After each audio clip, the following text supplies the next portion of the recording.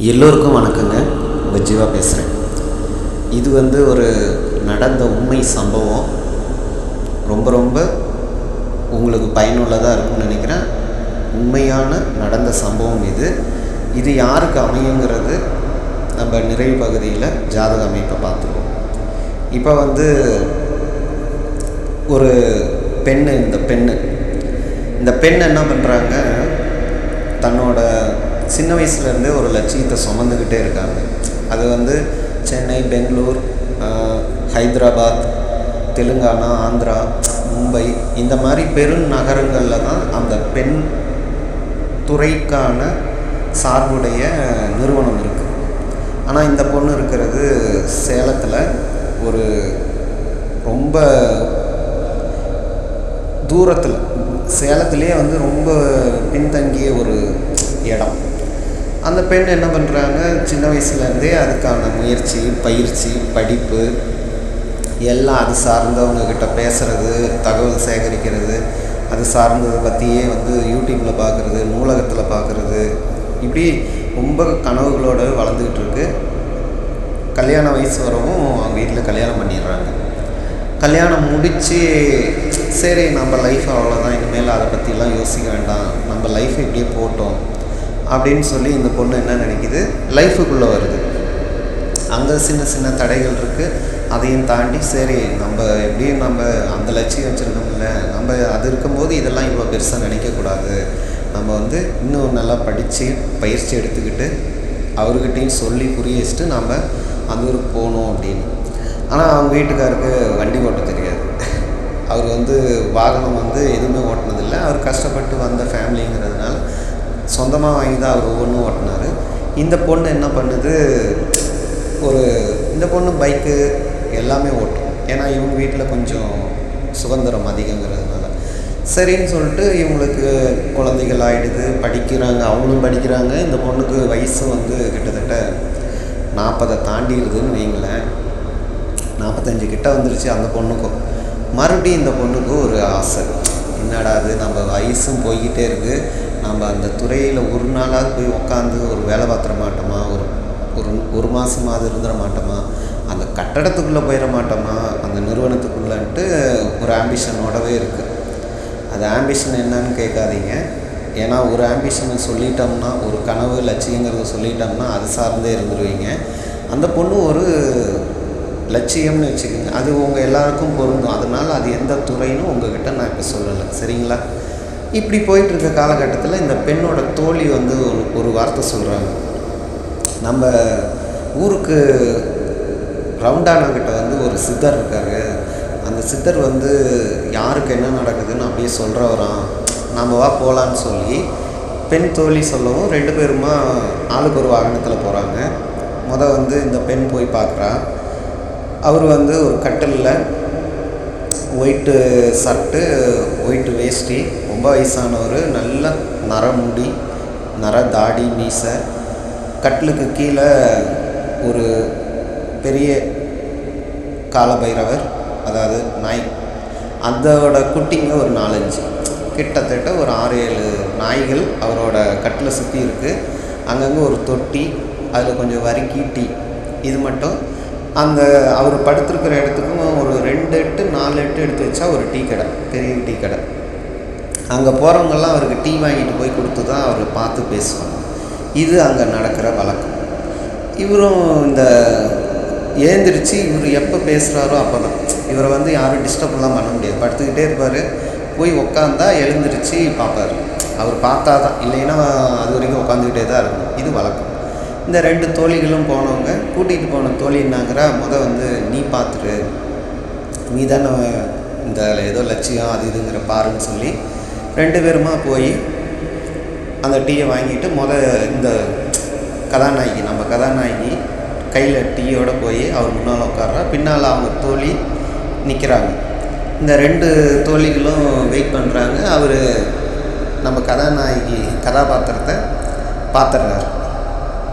எழுந்திரிச்சு உட்கார்றாரு.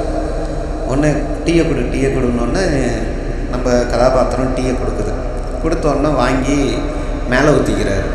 அவர் மேலே, கால் மேலே, அப்புறம் கொஞ்சம் மிச்சம் இருந்ததை அந்த தொட்டியில் ஊற்றுறாரு. ஊற்றிட்டு டீ கூட என்னங்க டீ கூட அப்படிங்கிறாரு. இன்னொரு டீ வாங்கிட்டு வரட்டுமாங்க ஐயா அப்படின்னு நம்ம கதாபாத்திரம் கேட்குது. ஏன் கதாபாத்திரம்னு சொல்லுவாங்க, பேர் வச்சிடலாம், நிலா. அந்த நிலாங்கிற பெண் கேட்குறா, இன்னொரு டீ வாங்கிட்டு வரட்டுமா அப்படின்னு. ஓ, அத்தனை டீ வாங்கி கொடுத்துட்டியா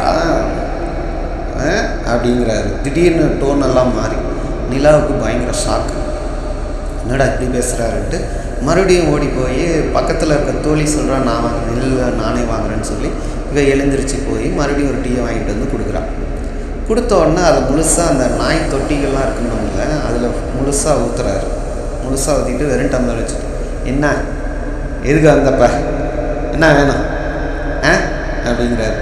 இல்லைங்க ஐயா, இந்த மாதிரி நான் ஒரு இது நினைக்கிறேன், அந்த ஊருக்கு போகணும். நீ சீக்கிரமாக அந்த ஊருக்கு போவ, அதெல்லாம் நடக்கும். இந்த ஊரில் இருந்தீங்கன்னா உன்னெல்லாம் கொண்டு போட்டு அள்ளி மேலே மண்ணை போட்டு மூடிடுவானுங்க. நீ எங்கே போகணுன்னு நினைக்கிறியோ அங்கே வந்துடுவ, அவள் எழுந்திரிச்சுப்போ அப்படின்னு சொல்கிறாரு. உடனே இந்த பொண்ணு நிலா எழுந்திரிச்சிட்டு கூட கூட்டிகிட்டு அந்த லேடி வராங்க. நான் அவர்கிட்ட தனியாக பேசணும், நீ போன்னு சொல்லி ஒதுக்கி விட்டுறாங்க. நிலாவுக்கும் சரி நமக்கு என்ன போகுதுன்ட்டு வந்துடுறாங்க. அப்படியே அந்த சீன் முடியுது. 2 பேரும் முடித்து அவங்கவுங்க வீட்டுக்கு போகிறாங்க. வர்ற வழியில் நம்ம நிலா யோசிக்கிறா, சரி நாம் இப்போ இந்த வாகனத்தை இப்போ இருக்க பொருளாதாரத்துக்கு இந்த வாகனமும் இன்னொரு வாகனமும் முடியாது. அவர் ஓட்டுற மாதிரி அவருக்கான ஒரு வாகனம் வாங்கி கொடுத்துட்டு, இதை விற்றுட்டு மேலே கொஞ்சம் போட்டு வாங்கி கொடுத்துட்டு, குழந்தைங்களும் படிக்கிறாங்க, இப்போ காலேஜ் வர்ற இது ஆயிடுச்சு, அவர் பார்த்துக்குவார், அவர் இப்போ ஒரு நல்ல வேலையில் இருக்கார், இதெல்லாம் நடக்கும். நாம் இந்த வண்டியை சேல் பண்ணிவிட்டு அவருக்கு தகுந்த மாதிரி ஒரு வண்டி வாங்கி கொடுத்துட்டு நம்ம ஒரு மாதம் ட்ரை பண்ணி தான் பார்க்கலாம், அவர்கிட்டையும் சொல்லலாம். இல்லை பிள்ளைகிட்ட வண்டி கொடுத்துட்டு அவரை கூட்டிகிட்டு போகலாம். மொத்தத்தில் இந்த வண்டியை விற்றுட்டு வேறு வண்டி வாங்கி கொடுத்துட்டு போகலாங்கிறது நினச்சிக்கிட்டே இந்த நிலா வீட்டுக்கு வந்துகிட்ருக்காங்க. வர வழியில் கணவர் ஃபோன் பண்ணுறாரு, இங்கே பாருமா, அவங்க வேலை விஷயமா ஏதோ ஒரு பொருள் ஒரு கட்டடத்தில் இருக்குது, அதை தூக்கி முன்னாலேயே வச்சுட்டு வந்துடுமா அப்படிங்கிறாரு. சரின்னு சொல்லிட்டு நிலாவும் போகிறா. சரி முன்னால் ஏன் வைப்பாங்க, அது ஃப்ளண்டர் வண்டின்னு வைங்களேன், பின்னால் வச்சு கட்டிக்கலான்னு சொல்லிட்டு அதை எடுத்து வச்சு, இன்னும் அவ்வளோ வெயிட் இல்லை, அதை எடுத்து வச்சு கட்டி வண்டியை எடுக்கிறதுக்குள்ளே வண்டி கவுந்து உளுந்து வெயிட்டு, பின்னால் இருந்த வெயிட்டு அவ்வளோ வெயிட் இல்லை, இருந்தாலும் அந்த வெயிட்டு தாங்காமல் வண்டி கவுந்து கண்ணாடி ஹேண்டில் பாரு கொஞ்சம் கிராக்கு, கண்ணாடி உடஞ்சிருது முன்னால், இந்த சைடு கண்ணாடி. நிலாவுக்கு உடனே ஒரு சஞ்சலம், வேண்டாம் நாம் இப்போ எடுத்த முடிவு சரியில்லையாட்டுக்குது, விட்டுறலாம், நாம் இப்படியே பொழப்பு பார்க்கலாம், நம்ம வேலையே பார்க்கலாம், எதுவும் ஆசை என்னன்னா லட்சியமும் வேணும் அப்படின்னு சொல்லிட்டு மறுபடியும் அந்த உடஞ்ச கண்ணாடியை தூக்கி தூரம் போட்டு வண்டி எடுத்துகிட்டு வீட்டுக்கு பொருளை இறக்கி வச்சுட்டு வண்டியை சரி பண்ணுறாங்க நிலாவும் அவங்க வீட்டுக்காரரும். இப்படியே போயிடுது. அந்த ஆசை சித்திரை பார்த்தது எல்லாம் மறந்துடுறாங்க. அதுக்கப்புறம் ஒரு வாட்டி அந்த ஊர்லேயே பிரதிஷ்டை பெற்ற, அதாவது ரொம்ப எல்லோரும் போயிட்டு வர்ற பிரசித்தி பெற்ற ஒரு முருகர் கோயில். அங்கே ஃபேமிலியாக இவங்க 4 பேருமே போகிறாங்க. அப்போ தன்னோட கணவர்கிட்ட நிலா பகிர்ந்துக்கிறார். அப்போ அந்த சித்தர் ஜீவசமாதி ஆகிடுறாரு ஒரு மாதத்தில். இந்த பொண்ணு பார்த்துட்டு 1 மாதத்தில். அதுக்கப்புறம் கோயில் அவர் இருந்த இடத்துக்கு ஆப்போசிட்டில் தான் ஒரு கோயில், பிரதிஷ்டை பெற்ற ஒரு கோயில், முருகர் கோயில்.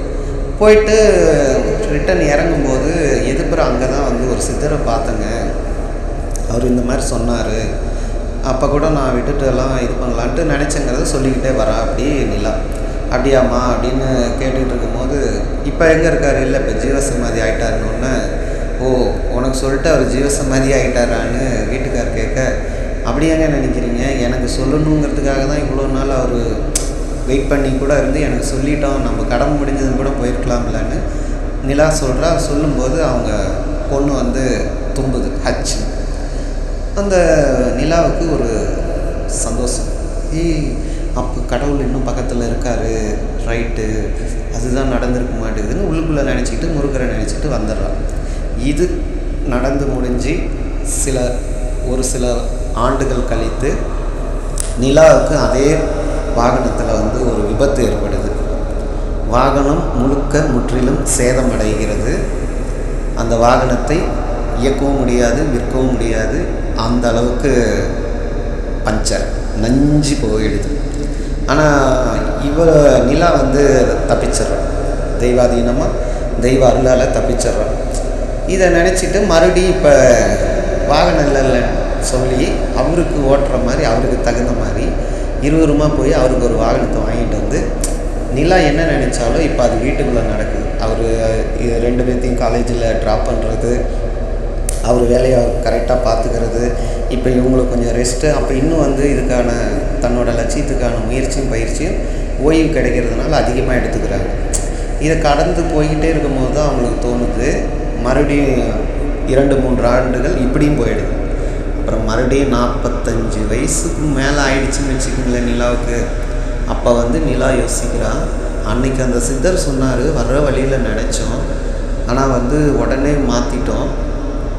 அதுக்கப்புறம் இப்போ இதுவே நடந்துருச்சு, இது என்னன்னு புரியலையே அப்படின்னு சொல்லிட்டு நினைக்கும்போது அவள் எதிர்பார்த்துக்கிட்டு இருந்த அந்த வாய்ப்பு, அவள் இது வரைக்கும் ட்ரை பண்ணா யூடியூப் மூலிமா ஷேர் ஷாட்டு, அவளுக்கு தெரிஞ்ச எல்லா விதத்துலேயுமே ஆன்லைனில் நண்பர்கள், அதற்கான சார்புடையவங்க எல்லாருக்கிட்டையும் ட்ரை பண்ணவும் அவளுக்கு ஒரு அழைப்பு வருது. அவள் எதிர்பார்த்த இடத்துலேருந்து அவள் இதை நினச்சிக்கிட்டு இருக்கா. அவளுக்கு அந்த அழைப்பு வருது. அந்த அழைப்பை அவள் அட்டன் பண்ணுறா. அதோட இந்த கதை இங்கே நிறுத்துகிறோம்.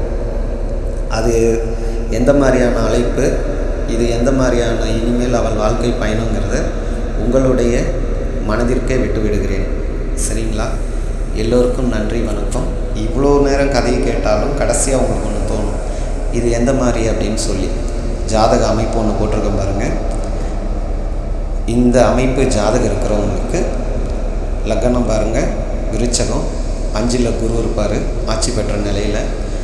இது போல் லக்னத்துக்கு 5ல் குரு இப்படி இருக்கிறவர்களுக்கு மிக மிக ஆண்டவன் அனுக்கிரகம், குலதெய்வ அனுக்கிரகம், சித்தர்களோட அனுக்கிரகம், மகா அவதாரங்களோட அனுக்கிரகம் எல்லாமே கூட இருக்கும். இவங்க எப்பொழுதும் எந்த வயதிலும் வெற்றி பெறுவார்கள். அதற்கு ஒரு உதாரண ஜாதகம் தான் இது. எல்லோருக்கும் நன்றி, வணக்கம், வாழ்த்துக்கள்.